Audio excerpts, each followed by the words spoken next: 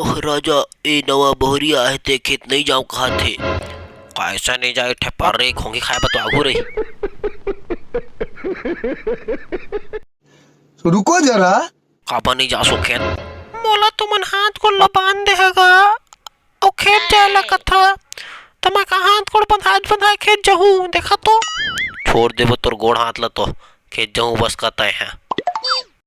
मैं नहीं जाऊंगा खेत हमारे घर तो भारी अकन छेरी रही इसमें तो डारा टोरी नहीं जात रहे और तुमने बोले यहाँ ला खेत भेजा था। सुनना वो बहू ओ खेत में घूंगी मन के पूरा खुदली में फेंकाए तिले भी नहीं जा पर ही बस वो मैं नहीं जाऊँ दाई मैं खेत खार के मुख नहीं देखे वो और तुमने बोले यहाँ ला खेत भेज था वो मैं नहीं जाऊँ दाई मैं जा बीच नहीं करो मैं डोका लाया धक्का।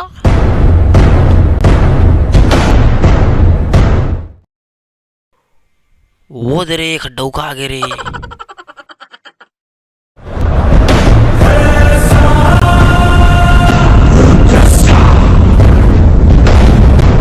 मोर डौकी कौन खेत भेजता साफ साफ बताओ तय चेमन नहीं बताए।